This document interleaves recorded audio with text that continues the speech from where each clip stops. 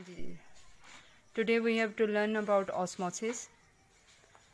Osmosis पढ़ाने से पहले बेटा मैं आपको बताती हूँ कि डिफ्यूजन क्या होती है। Diffusion is the net movement of molecules from an area of higher concentration to an area of low concentration. इसकी मिसाल ऐसी ही है जैसे आपने देखा होगा टीचर एंटर होती है क्लासरूम में, तो थोड़ी देर बाद ही आपको पीछे जो बच्चा पिछले डेस्क पे भी बैठा होता है उसको भी पता चल जाता है कि टीचर ने फ़लाँ परफ्यूम लगाई है। क्योंकि टीचर ने परफ्यूम लगाई है, उनके पास उनके इर्द गिर्द परफ्यूम के मालिक्यूल्स की कंसनट्रेशन ज़्यादा है और वो मूवमेंट करते हुए लो कंसनट्रेशन एरिया की तरफ मूव कर जाते हैं, जिसकी वजह से टीचर है ना फ्रंट पे खड़ी होती हैं, आपको खुशबू पीछे तक पहुंच जाती है। It is due to the movement of perfume molecules. Clear? अब बैक के ऑस्मोसिस क्या है? Osmosis is only about the movement of water molecules. It is a special type of diffusion. इससे पहले मैं आपको वीक या डाइल्यूट सोल्यूशन और कंसनट्रेटेड सोल्यूशन और सेमी परमिएबल मेम्ब्रेन, इन तीनों को बताती हूँ, फिर आपको समझाती हूँ कि ऑस्मोसिस क्या होती है। आप डाइल्यूट सोल्यूशन और कंसनट्रेटेड सोल्यूशन में फ़र्क इस तरह करेंगे कि जैसे आप 2 ग्लास पानी लें, दोनों में इक्वल अमाउंट में वाटर डालें। ठीक है, फॉर एग्जांपल हाफ ग्लास आपने लिया है, एक ग्लास में आप 2 चम्मच चीनी डालते हैं, दूसरे में 5 चम्मच डालते हैं। अब जिस ग्लास में आपने 2 चम्मच चीनी डाले वो एक वीक सोल्यूशन या डाइल्यूट सोल्यूशन है, और जो जिसमें 5 चम्मच चीनी डाली है वो एक कंसनट्रेटेड शुगर सोल्यूशन होगी। उसमें शुगर के मालिक्यूल्स ज़्यादा होंगे as compare to first solution. ठीक है। अब सेमी परमिएबल मेम्ब्रेन, जैसे हमने पढ़ा सेल मेम्ब्रेन एनिमल सेल में भी होती है, प्लांट सेल में भी होती है, तो cell membrane is also an example of semi permeable membrane. इसके अलावा एग मेम्ब्रेन, जब हम अंडे को उबालते हैं तो एग शेल के नीचे एक वाइट सी लेयर निकलती है ना, वो that is also semi permeable membrane. आपने देखा होगा उसमें बहुत बारीक बारीक से होल होते हैं। तो semi permeable membrane is a special type of membrane that can allow only small molecules to pass through it and it does not allow the large molecules to pass through them. बस अब देखिए ना कि अब हम compare करते हैं, ये देखिए कि वाटर मॉलिक्यूल्स हैं, ये जो ब्लैक सर्कल हैं ये वाटर मॉलिक्यूल को शो कर रहे हैं, और ये बड़े जो हैं ये शुगर मॉलिक्यूल्स को शो कर रहे हैं। ठीक है।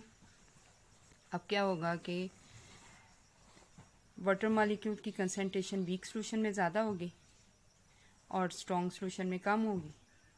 अब इन दोनों सोल्यूशंस को अगर हम सेपरेट करते हैं सेमी परमिएबल मेम्ब्रेन के ज़रिए, तो सेमी परमिएबल मेम्ब्रेन के जो होल्स हैं वो अलाउ करेंगे वाटर मॉलिक्यूल्स को कि वो इजीली इनसे पास हो जाएं, और शुगर मॉलिक्यूल्स को पास नहीं होने देंगे।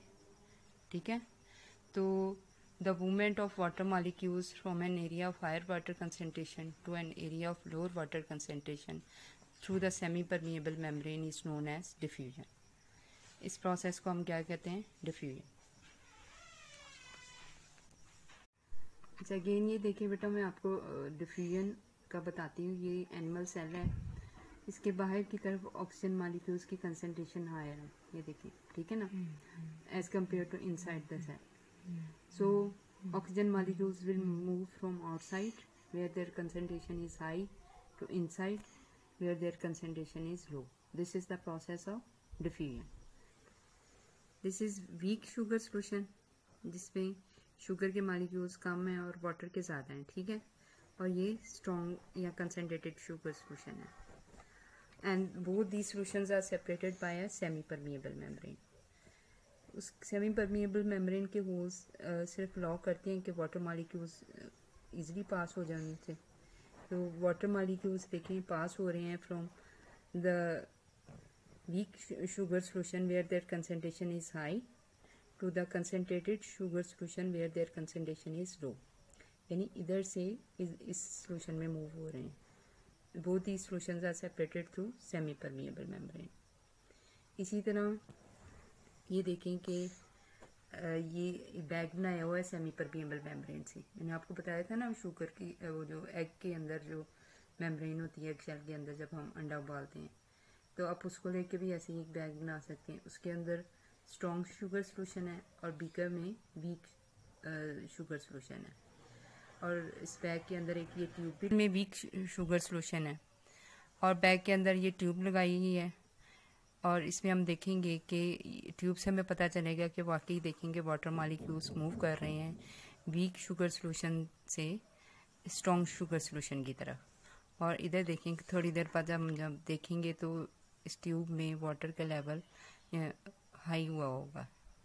और ये हाई क्यों हुआ है? क्योंकि water molecules have move from this weak sugar solution inside the strong sugar solution where their concentration is low, और फिर जिसके नतीजे में वाटर जो है ये ट्यूब में राइज हो गया।